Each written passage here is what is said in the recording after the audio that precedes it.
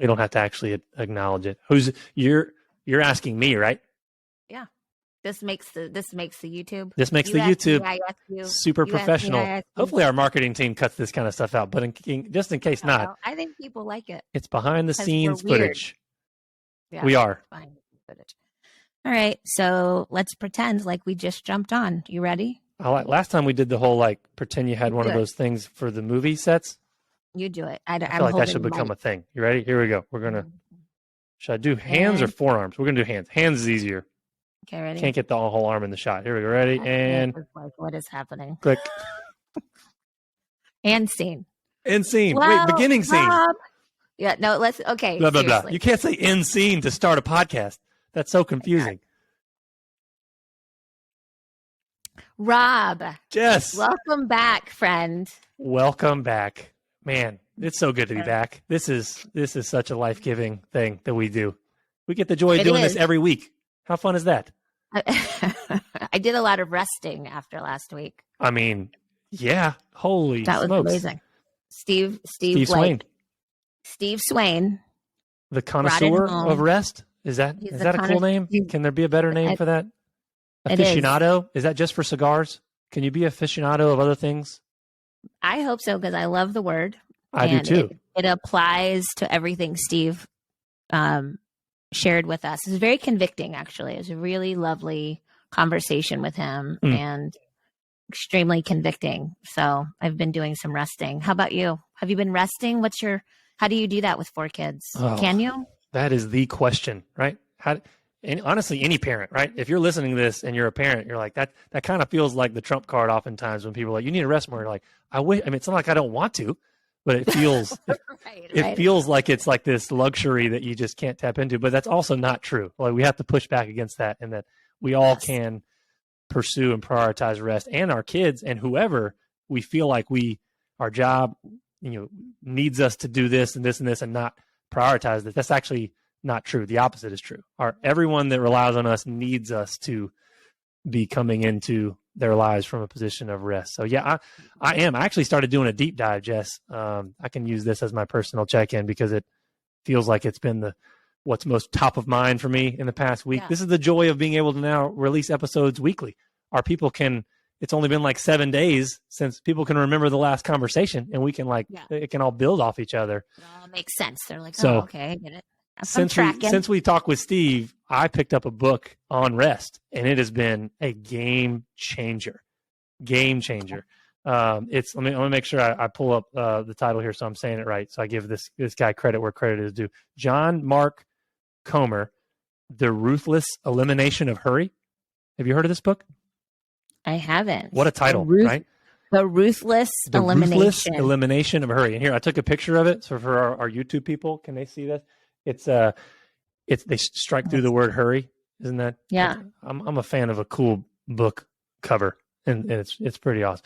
It has been smacking me around in some really good ways, Jess.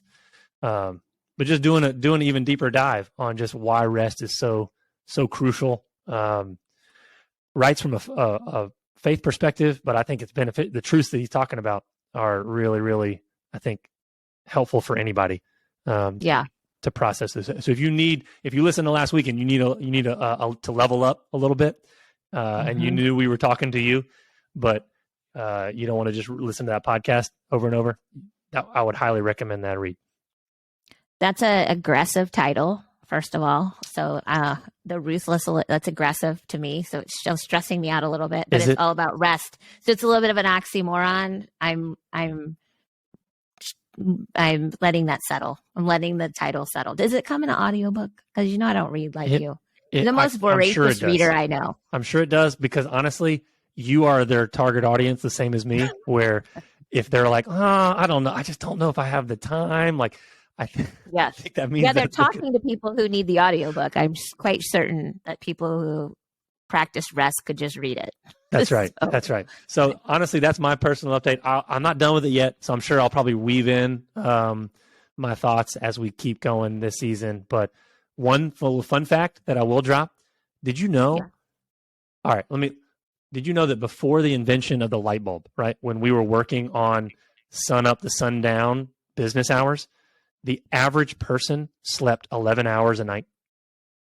What in the world? 11 hours. We're I did rocking not know. 7. We're rocking 7 now in America. So we've shaved off a clean 4 hours, which I don't know what that is as a percentage. It's a lot. Yeah, it's a lot. That's really a shocking statistic. Honestly, I'm surprised. I can't imagine sleeping 11 hours. I don't know. That's weird. I think darkness helps. Yeah. I see. I get your point because there's no lights. I mean, you might go to bed when, especially in the winter season, it's getting dark at 5. Well, what am I going to do? I only got so many candles, anyway. Wow. Fascinating. Okay. All right. So the title again, John Mark Curry, Ruthless Comer. Elimination. Yeah. The Ruthless Elimination of Hurry. Yeah. That's cool. It's been really convicting and good for me to think about what does it mean to incorporate rest as a habit and as a spirit coming into your life from a posture of rest versus rest is something you kind of accomplish and take kind of the same broken perspective towards. I'm going to accomplish my rest the same way I accomplish everything else. It kind of really helps reframe your worldview on rest. So that was a word. That was a really good word just now. Hey, I've had my first cup of coffee for the day. I am sharp, and our guest is really good this week. So I've got to be on top of things. He's coming in, and he's dressed to the nines. I'm already a little intimidated when we compare wardrobes, so I need to be buttoned up, literally, for this. Well, you're on it. Before we get to him, let's get to you, my friend. How are you doing? Catch us up. Yeah, no, I'm good. I another week has gone by. I have been practicing rest, and you don't have to say that just because I'm reading a book on it. It's okay. That does help. It is inspiring. But in addition to that, I have been trying to incorporate it more. And for me, rest is a little bit more like social times. I've been way more intentional about connecting with my friends and saying yes to some things that I would normally be like, no, I have 50 million things. Those 50 million things are always there. So always. So I've been enjoying that. Yeah, I've been enjoying that. I had a really good weekend. And I've decided that I'm using the Just podcast to chronicle my son's life so that I can give our listeners and me over time. So in 20 years, I'll just have him listen to these and he can follow his own trajectory. So I'm going to give you a Trey update this morning. I like it. Trey decided, he sent me a text. Well, first of all, I think I shared with the listeners he's getting a tattoo.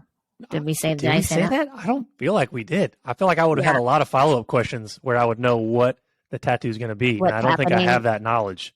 Yeah, well, he is. And he's some college student is designing it. And so I'm like mortified over here.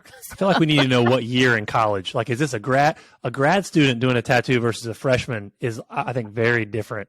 Versus a professional artist, period. So yeah, that's true. But I saw just an actual tattoo designer. Yeah, but it's lovely. Actually, she's doing a beautiful job. So that's one thing. So Trey is in the midst of getting that sorted out. He doesn't have it yet, but he's going to be doing what most incoming freshman boys do, which is assert their independence and get a tattoo. Mm-hmm. And then the second thing he told me about 2 days ago that he is going to Rush Week and thinking about pledging a fraternity. So I don't know which one. He's going to get wined and dined. He's going to get what? Wined and dined. Don't they, like they really treat it switches, right? That whole world. And dining. Oh yeah. They're really nice to you. It's like recruiting for sports. They're like really nice to you. And then they're really mean. Correct. And he's like, I've got 2 invitations. I'm waiting on the third. And so we'll see what he ends up doing. And so that's the latest and greatest college life.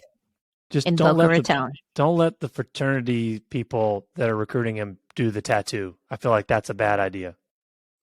Well, that's another podcast. We could get into that branding and tattooing and all of that for my folks. But yes, I will. Let's hope not. We'll see. Can't guarantee it though. I love it. Never know. I don't. Yeah. You think those guys will ever listen to this podcast? Do you think that they'll ever hear that we're talking about them in this way? Probably not. Maybe. Probably not. I'll have to talk when we get Dr. Terrance Ruth on here in a minute. See, I don't know if he's in a frat, so it'll be interesting to get his perspective on this. And I guess that's my update. There it is. There's the bridge. There's the bridge to the conversation. I went to a drag brunch this weekend, so a drag queen brunch. You're just all over. You are all over. Honestly, I cannot keep you in a box this morning.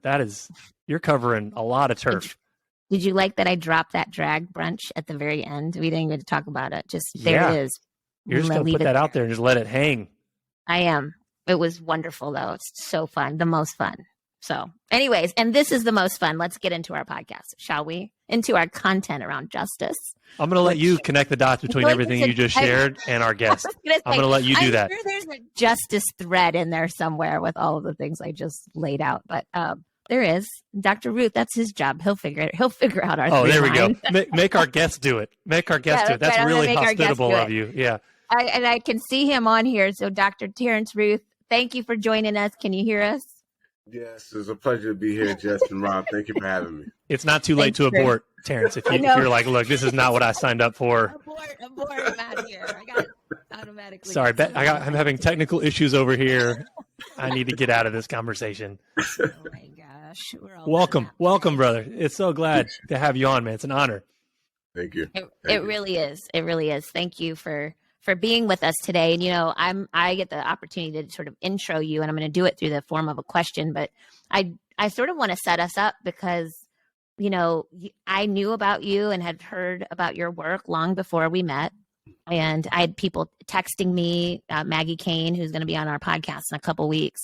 I got to get you in touch with Terrance Ruth, and he's going to be running for mayor. He's doing these incredible things. And then through the work at the United Way of the Greater Triangle, you pop up again as like a formative expert, and just the work that you've done. So what it did for me is I dug into your work and like, who is this guy that everybody keeps talking about? So I've had the opportunity and the pleasure to chat with you one-on-one, which was amazing. I follow your wife on Instagram. She's beautiful and fun and vibrant.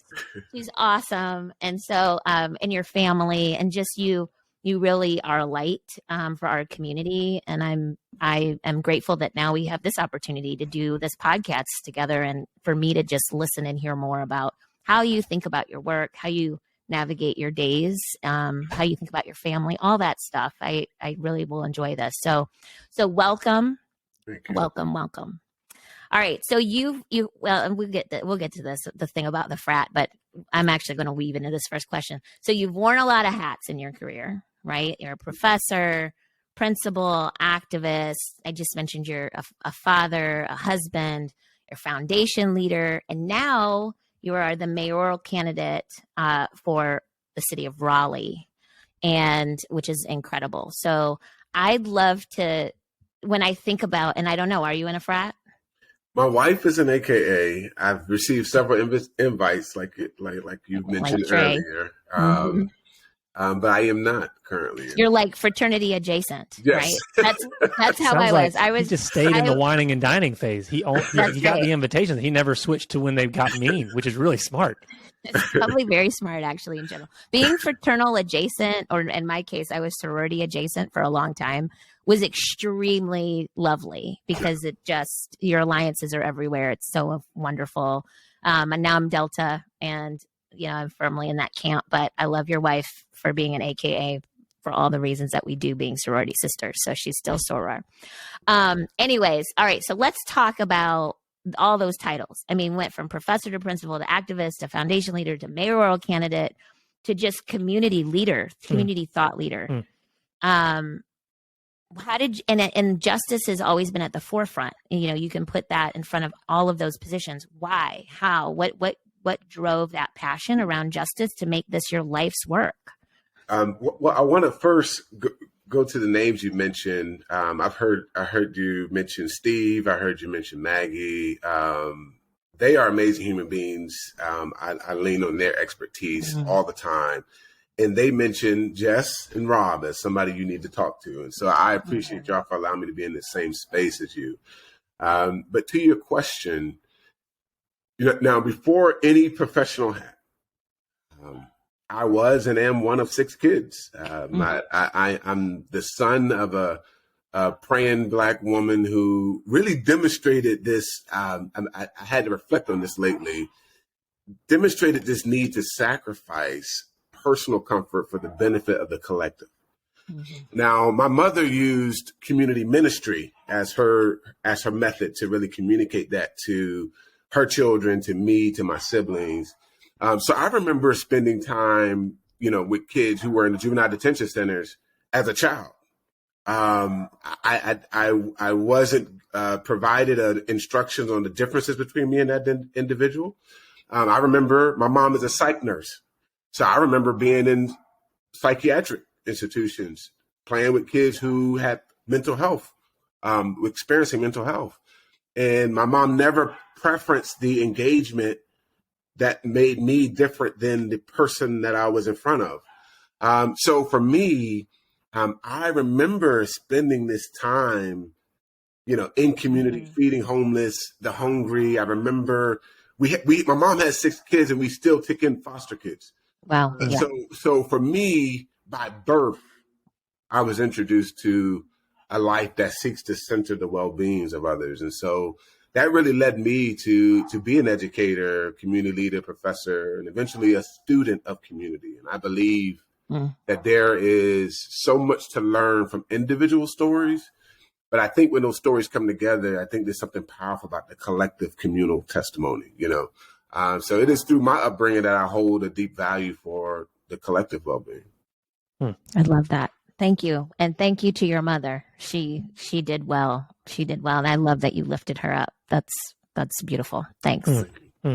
Yeah. I think it's always good to name those people in our lives that have laid that path out for us, that have invested in us, and for us to be able to see those models and figure out what it means to pass that baton forward to the next generation, right? As the way I know you're doing now, Terrance, in the life of Miles. I was about to call him Baby Miles, but he ain't baby anymore. Holy smokes.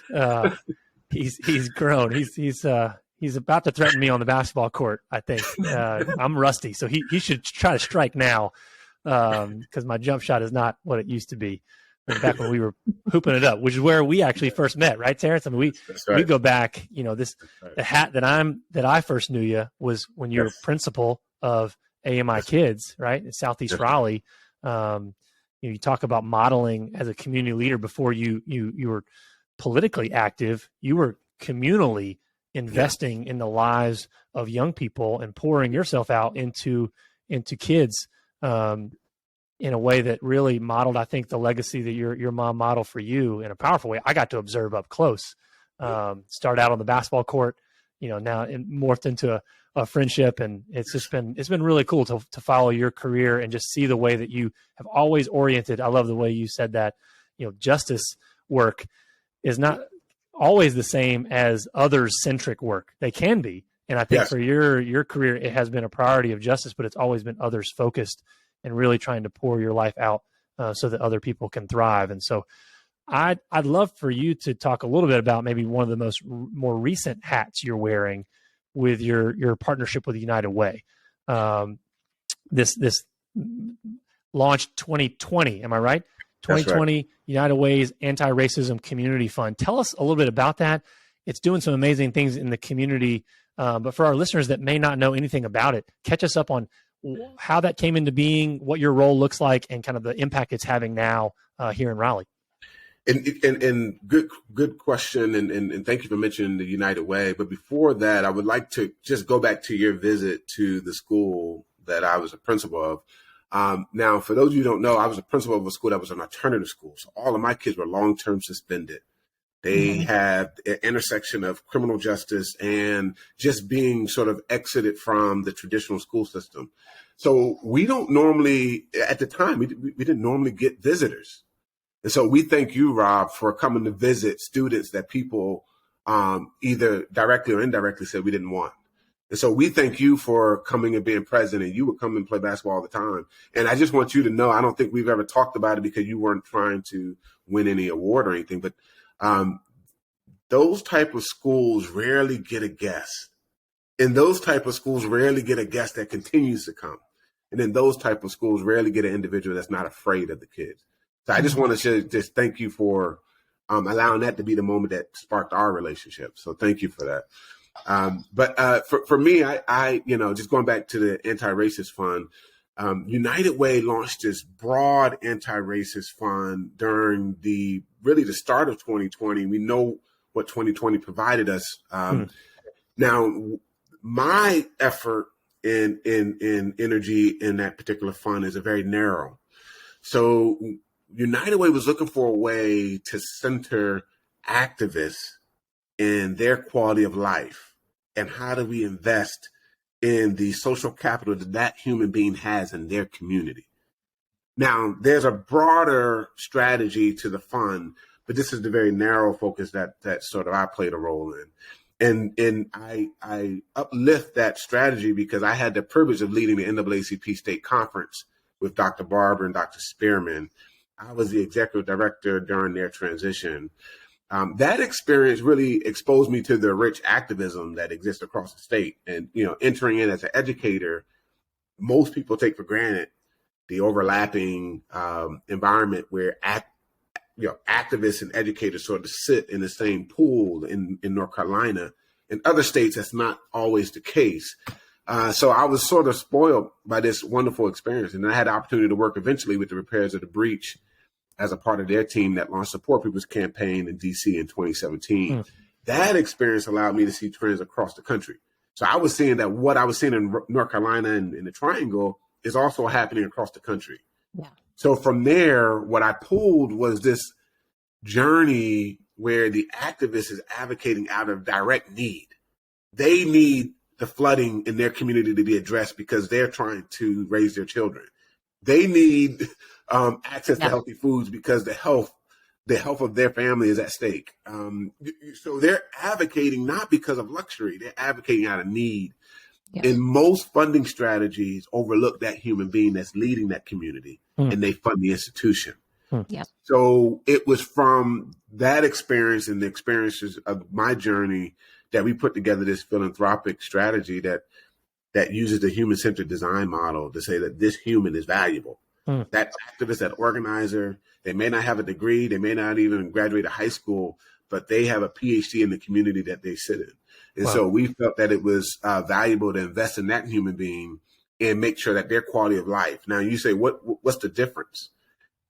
In this funding strategy, we have a rapid response fund that's just for emergencies that they have. So if their tires are flat, they don't have Wi-Fi, they need food, they can access funds for their personal health. Yep. Then we pay them to engage with us. So they actually get money just to engage. And then we seed invest the idea that they create to address the change in their community. So we literally try to sit at the feet of the community leader. And so that's what makes this so exciting to me. And it really addresses systemic issues across the Triangle.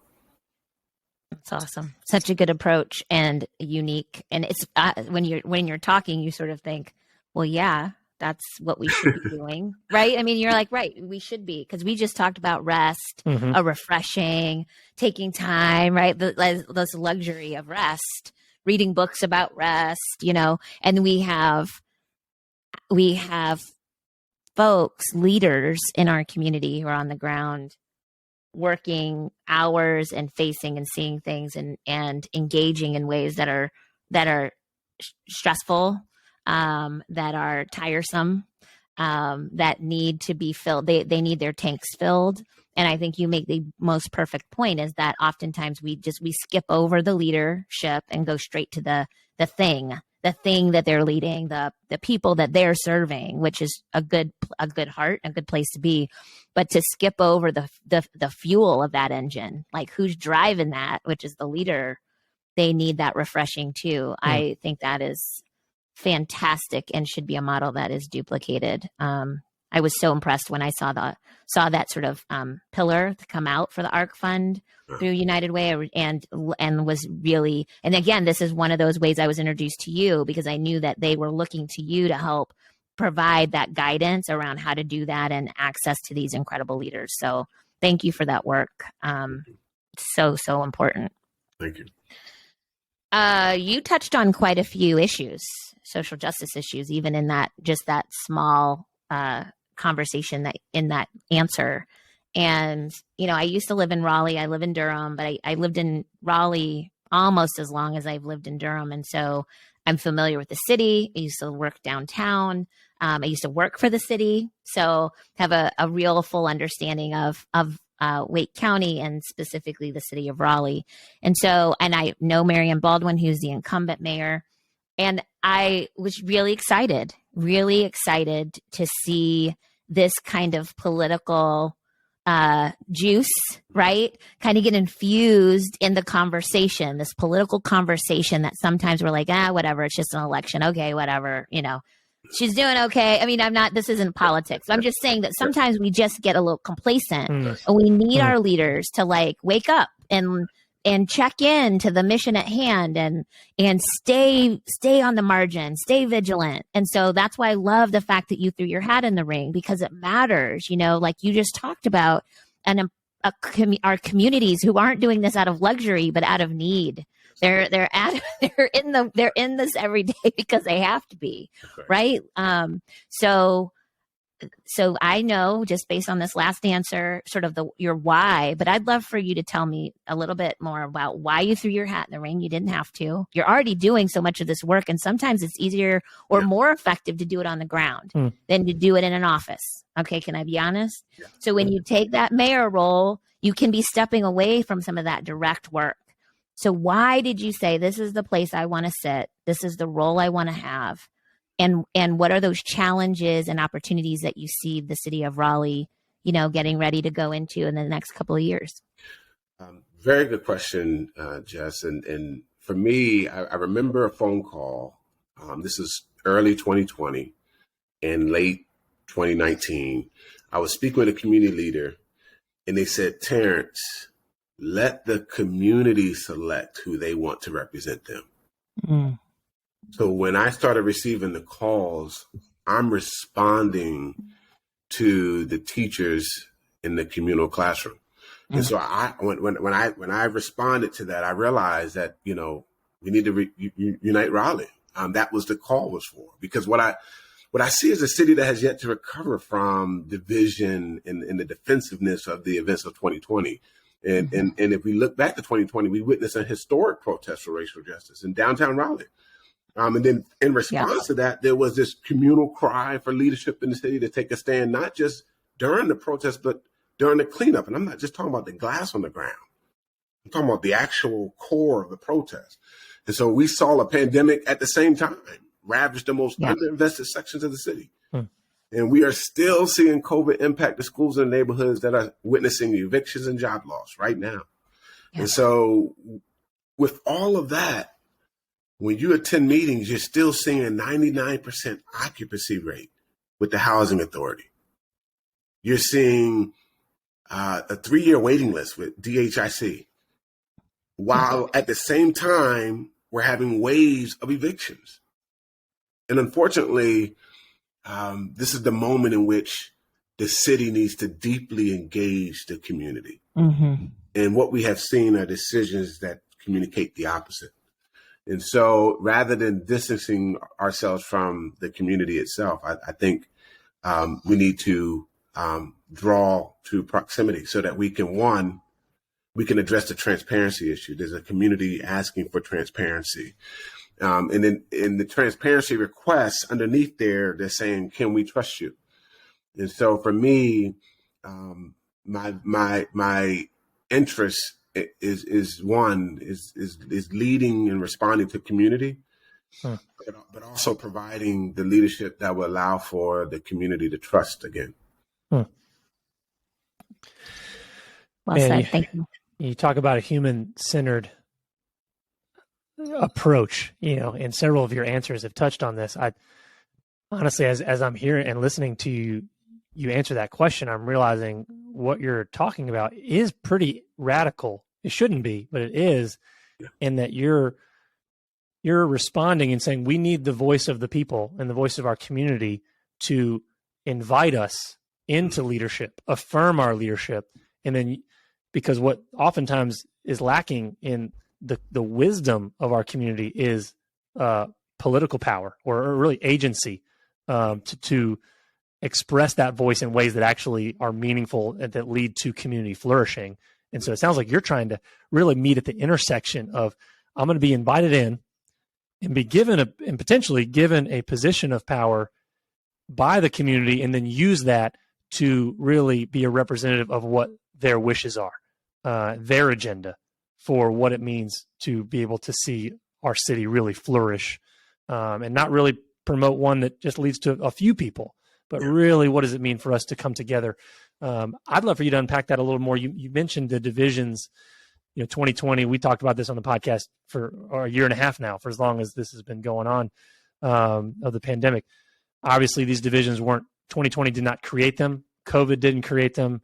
They go back a long way. We've talked about some of that history on this podcast for the Triangle. Would love to hear a little bit more about your vision for Raleigh. What do you see as the solution to this division? How do we achieve unity practically? What does that look like? I mean, it's a word that means a lot of different things to a lot of different people. And so how do we get over that division and heal as a community from these deep wounds that have been festering for many, many years that maybe more people just became more conscious of in the last 18 months? Being mayor means you got to have your hands in so many things. But for you, if you got elected and you're day one, first 100 days in office, et cetera, like where would you concentrate a bulk of your efforts so that we really move the needle towards a more just Raleigh? One, is a good question. I remember either reading or looking at a documentary on early campaigns, and during Lincoln presidency, you weren't allowed to self-promote in your campaign. You actually had to stay in your house. The community campaigned for you. So the idea is actually not even a new idea. And to your point, Rob, it's a radical thing, but it's actually not even new. It's something that we have, deserted from. But I remember there was a community, a Black-centric community, African-American community that was preparing for their neighborhood block to be demolished. And they were throwing a block party, and they invited me to be a part of that. And I remember standing in the middle, and we're doing the we're doing the Cupid shuffle. We're doing all these. Everybody's having a wonderful time. And she grabbed this an older lady. She grabs my hand, and she says, "Mr. Ruth, I am going to trust you, but please don't leave me." And we're sitting in this block party, and this person is sort of pleading for me to be a candidate that don't disappear. So that's something that she either through her lifetime have experienced or have come to expect. And so for me, there's something about that has never, I remember every second of that moment. Because in that holding of hands, she felt that the power was in me. And in my mind, I'm telling her, no, the power is in you. You tell me what you need for your community and then hold me accountable to that act. So for me, my vision, I want to restore an active citizenry so that we can find a common purpose. I want to work with all residents to create a stronger, more inclusive and prosperous Raleigh. There's a reason why the mayoral seat is nonpartisan. It's designed to work across parties. I believe that it's only by working together as a united community that we can meet the challenges ahead. I think that's the only way forward. And I will manage our growth with a balanced approach that considers all residents and promotes inclusive values that drive our decisions, so that my 7-year-old son will benefit from those values in the future. Now, I'm proud to be a resident of Raleigh, and I'm proud to meet amazing people. But I think it's in allowing the community to have a stake in the decisions that we can build that trust again, and that we can look at the city from a different perspective, and that we can heal the friction of 2020. In the absence of bringing everyone together and walking through the mud, I don't think we will effectively address those issues that led to the protests of 2020.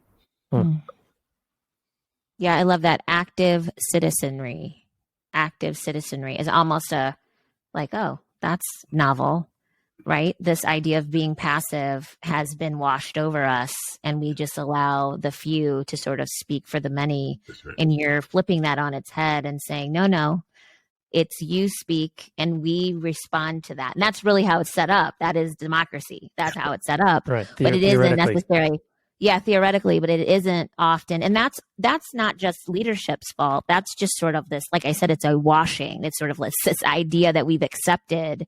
And you gave that example about, and who was it that you said campaigning was, you had to stay in your house in a community campaign for you? What was that? It was during the Lincoln presidential campaign. Whoa. Yeah, such an incredible example that I had no idea of. But to think about that, that's exactly right. That's how that should look, right? The community should be the voice for who they want to lead them through the issues and the ideas that they have that they want to champion. So I appreciate you sort of bringing us back to our history in this moment, but also in the way that you're going to approach the role should you be elected. And I just think that's a really thoughtful and profound way to sort of look at how we futurize politics is to sort of take a look at the past. Active citizenry. Okay, so this season, Rob and I decided to take the theme of fusion friendships because we are a fusion friendship, and it's just fun to. I think people think it's a little novel. Right now, I'm sure they're just like used to our crazy town, but at first it was a little novel, right? Rob's role leading in Re-City and sort of leading in this nonprofit space and doing what he does, and Jes doing whatever she's doing at the time. It could have been corporate space or whatever leadership space. And we found each other through sort of this mutual understanding and passion around community, for sure, number one, and this thread of justice and wanting to be more deeply connected to our community in the work, and using this as a platform to sort of amplify voices. So that was a fusion friendship. And I am certain that you have more than one that you could call back, that you can reach back to. And fusion friendships aren't just friendships. We all have great friendships.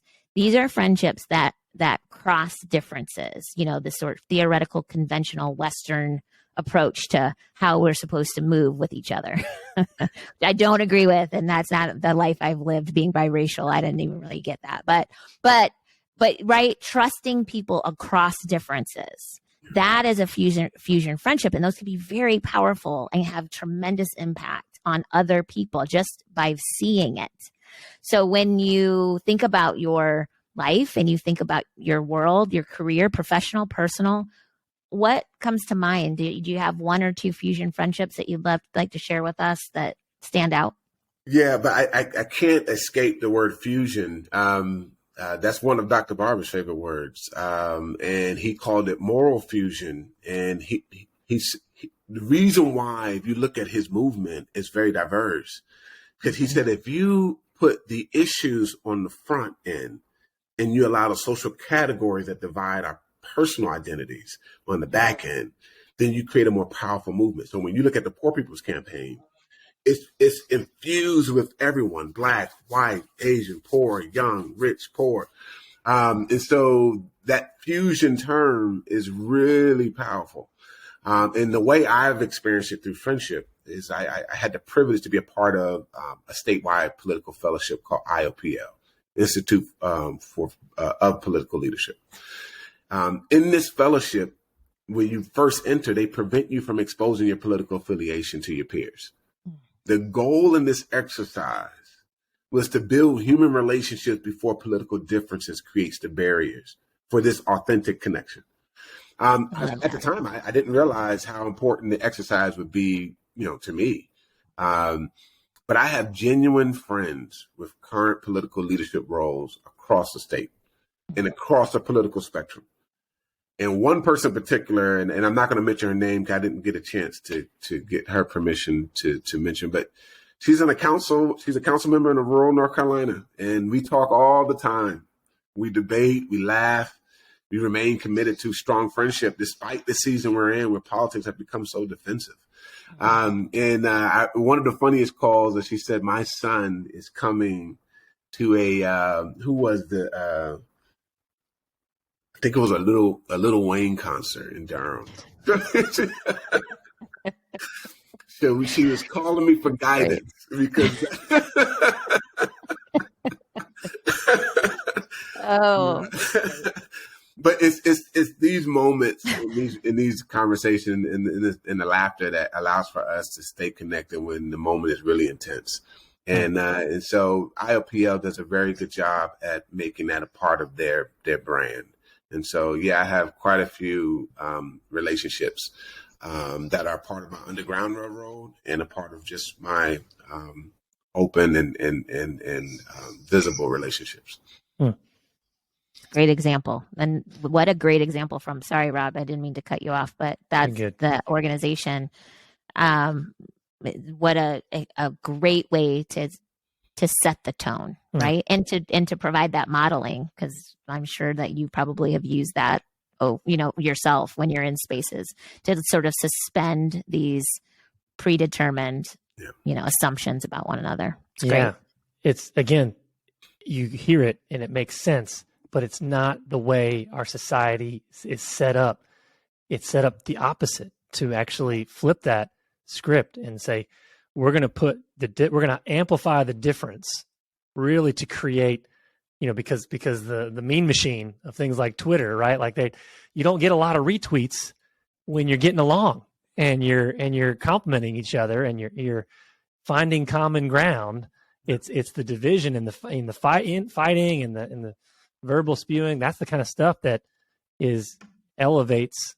And it shouldn't. It should be what you're talking about, and we need that to be forced sometimes, apparently. The human condition, I guess, requires it, where, hey, we're going to create some ground rules here where you can't talk about this first. You might come in here wanting to. Hey, what are you? Are you a safe person? No, we're going to make you find common ground and humanize each other first, because we know you can build off of that. And when you find out your political affiliation later, it won't matter as much. It still matters. It still shapes part of who you are, but that isn't all of who you are. And that's what leads you to have enduring friendships like with the councilwoman who is really trying to get an extra ticket to that Lil Wayne concert in Durham. And she was, we'll have to stay tuned for whatever happened to the rest of that story. I suspect she wasn't trying to get an extra ticket. No, I know she would. Come on, Jess. I mean, I don't know. I could be wrong. You can't pick up on the sarcasm. I got it. I just wanted to layer one more layer on top. Shout out to her, right? I don't know if she'll ever hear this episode or whether she'll be like the frat brothers that we talked about earlier. But I won't listen. Yeah, Terrance, this has been a really cool conversation, and honestly, it's really just refreshing. Can I say that? It's just refreshing for me. It is convicting around active citizenry for me to have a kick in the pants. So, you know what? I need to be more a part of the vision that you're talking about and be more active, because you can grow really cynical around this stuff. Like, does my voice make a difference? How much can I really influence this? Is it redeemable? And I think the vision you're laying out really makes me see there's a part for all of us to play in this story. And it's a vision that I think it's something that we can get behind.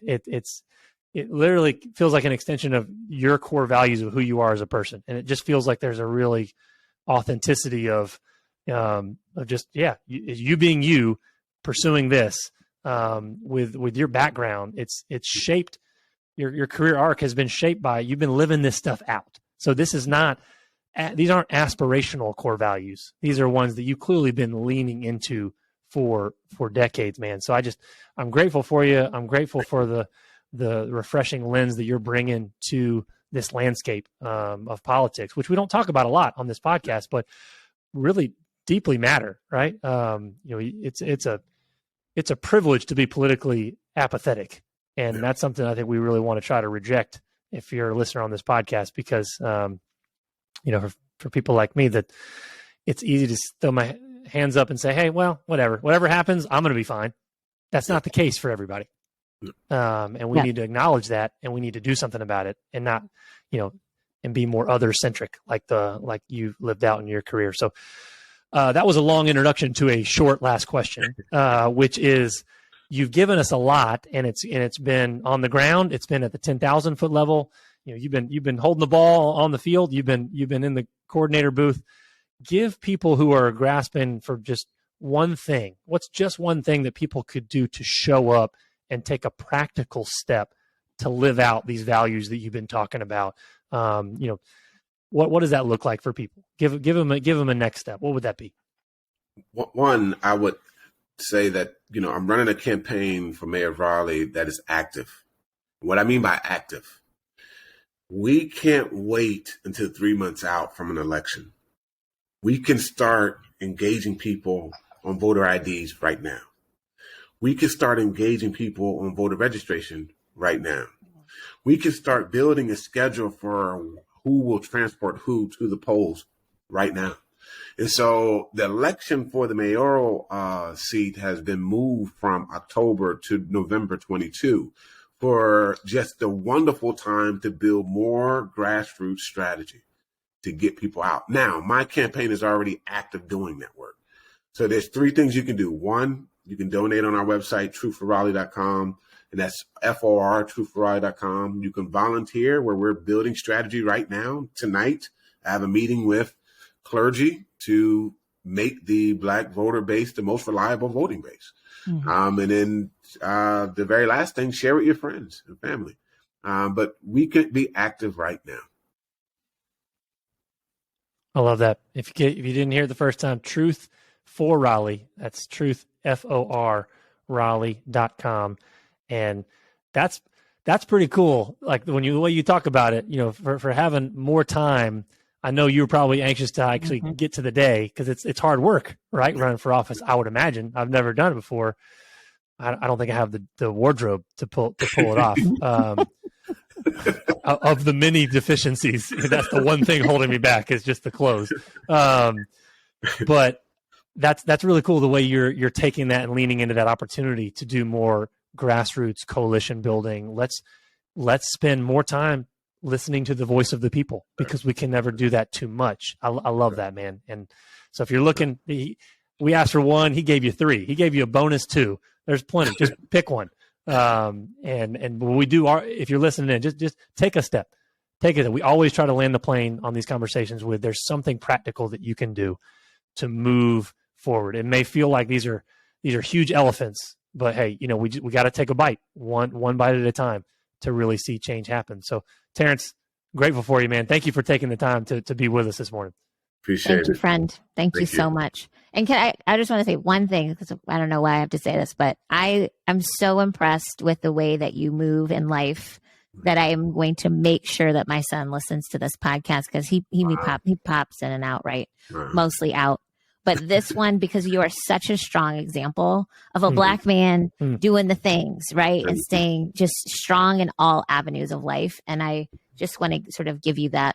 I just want to give you some love right now, publicly on this podcast is a tremendous model for young men and women everywhere. But for young men like my son, like that, you're somebody that he will look up to and can easily see, this is the type of person that I want to be that can establish important things in community if he chooses to.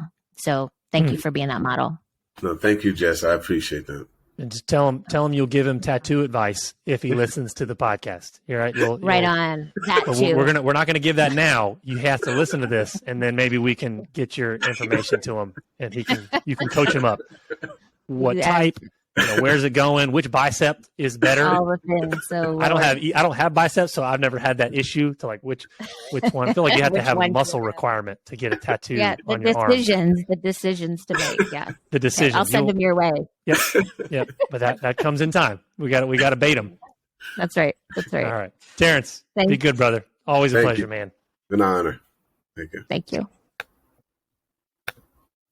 Good work, man. You should have done the thing. Oh, in scene. Sorry, it's right. End scene. No. Sorry, I didn't realize we were doing on the back end now. That was great, man. Thank you so much. Thank you. I gotta hop off, but this was wonderful. If you got anything for me, let me know. I will. Yeah, we'll our marketing team may follow up and grab some stuff for you just to push it through socials, but we'll follow up over email. Thank you. All right, Thank you, friend. Be good, man. Bye. Oh. And the wrap up. And the debrief. We covered so many topics. My mind is mush now. I felt so sharp at the beginning of this hour. And now I'm like, what what thread do we even pull on? That was, You know why you're feeling not overwhelmed, but like mush, is that we didn't go deep in a thing. Mhm. We went across the thing. Wide. We went across the thing. And that's actually new for us. Usually we go deep. We go super deep on one thing. And he kind of presented an holistic infrastructure for change on all the things, right? Like it felt like a value driven worldview almost. I mean, am I using the right words here? I think I am. I'm shooting and from simple. No, I think that's right. Values driven worldview. And that's how he bases his decisions, which, by the way, your core values do drive how you make decisions. And you can see that lives out in his life. And it also, I think the thing it's an agitator for me.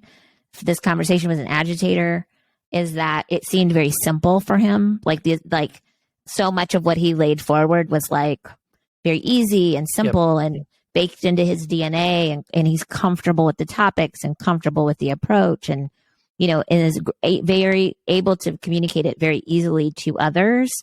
But when you're not fully living in that space, it's agitating, because you're like, I don't know that I can say active citizenry on my end. Like, I do my thing. Mm-hmm. I do my thing in my lane, which I think is appropriate.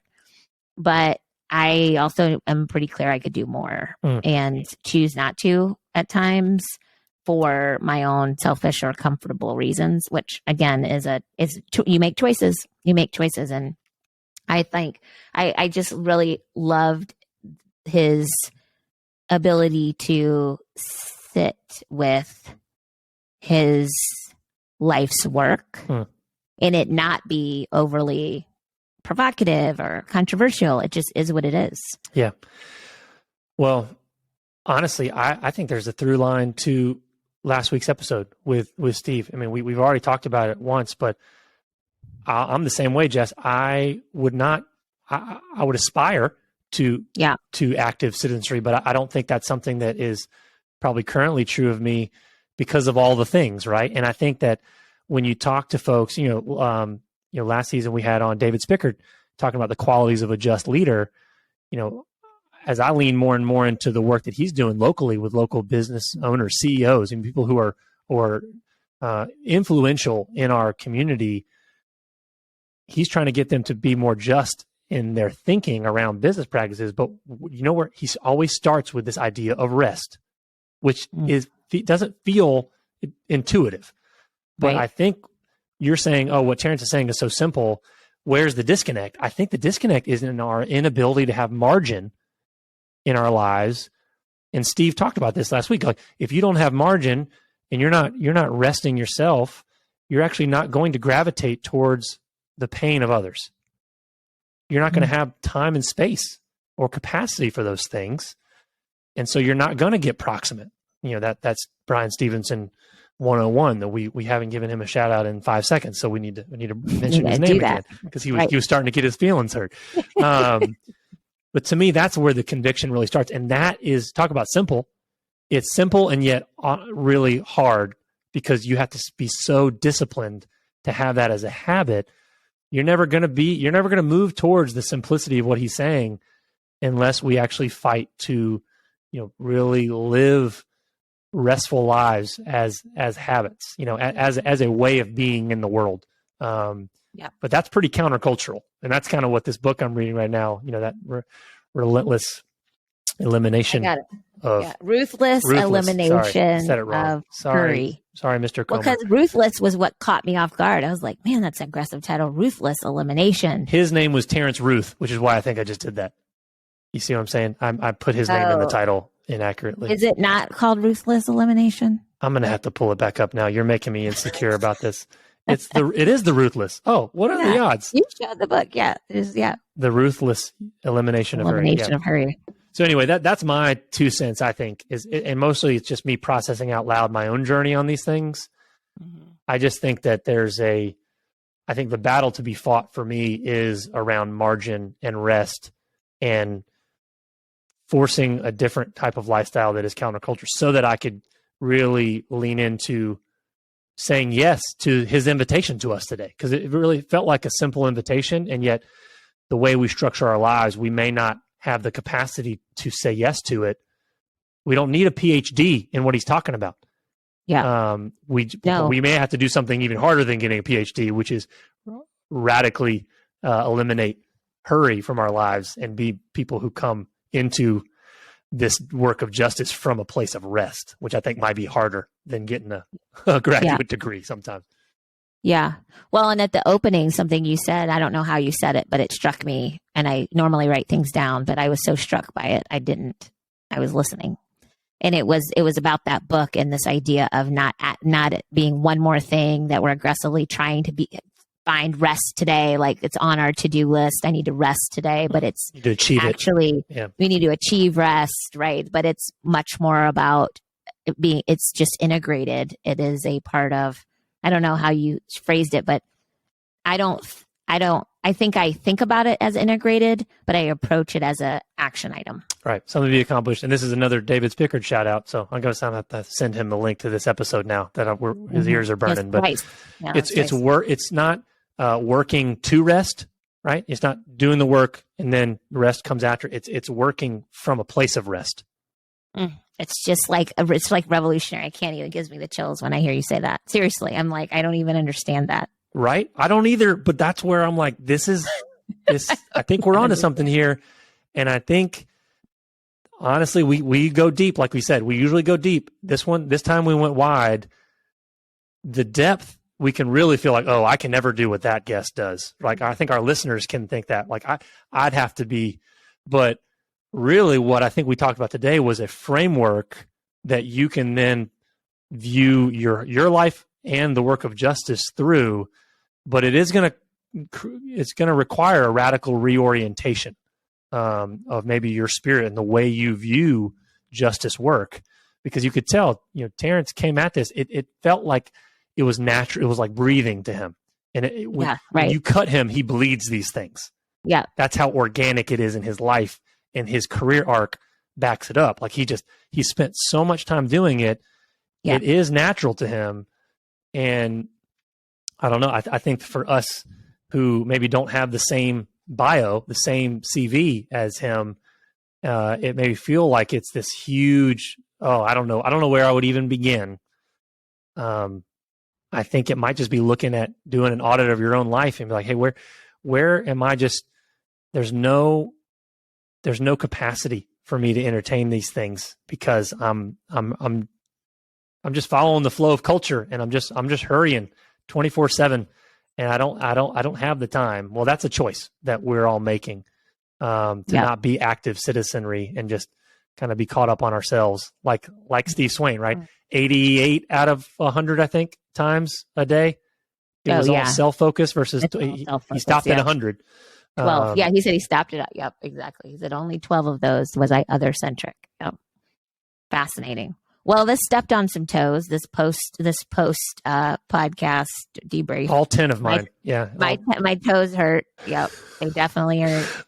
Oh, and I like it though, because it means there's so much. I mean, I just like the improvement. I like the improvement of self. I just, I like it. I like to be like, oh, and then get into it, figure it out, like get better. Yeah. That's the point, right? Be better today than you were yesterday. Be better tomorrow than you are today. Like, this is a moment for me where I'm like, well, there's a lot to be better at. So, and you just realize how robust this conversation is, right? When we started this journey 3 years ago, talking about justice, you're like, all right, locally focused, right? Like how long can we do this thing before we kind of run out of material?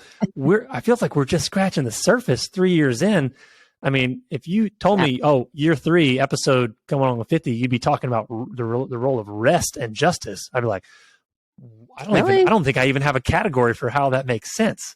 Mm-hmm. And now here we are. I feel like we're offering I don't know. I feel like you and I are getting a PhD program just by being able to listen to the experts that we get the privilege of talking to once a week. And I think our listeners probably feel that same way. Yeah, it is. It's a privilege. There's no doubt about it in my mind. I think about that often. opportunity that we have to meet folks and have these conversations and get our questions answered. Yes. Because we put our questions forward. So, which, by the way, if people have questions or want us to dig in or have tweet at us at the podcast. Just you can comment on the YouTube videos. Yep. There are several ways. Yeah, or if there's great people that you're watching or following, let us know, because we'd love to get some folks on. We have a list. We have our own list. But if you have people that you'd like for us to consider, we'd love to do that. Absolutely. So, yeah, there we go. Break through the third wall, right? That's right, the third wall. Hello, third wall. Hello, people out there. Okay, I think we've given our listeners plenty of things to noodle on. Yes, it's good. And our editor, plenty of things. And our editor, plenty of work to do. Ben, you're the best. Thank you, Chris. Thank you, Ben. Good luck coming up with a title for this one. I feel like it's gonna. My working suggestion to our title guru, Chris Papalardo. Tattoos, truth, and what's another T word? Oh, I was going to say active citizenry. That doesn't work. It doesn't flow as well. Tattoos, truth, and the I don't have it. I really thought it was going to come if I just start a sentence. It usually does. But our listeners are just going to have to stay tuned to see what. I don't think it's actually going to be that. I'm sorry, guys. That might be. Yeah, okay. That'll be the uncut version. What's another word for rest? We'll make that the YouTube version. The title. That'll get its own title. The extended cut. There it is. All right, Jess. Until next time. Thanks, friend. See you next week. Go get your rest on. I am. You too, friend. Bye. Bye.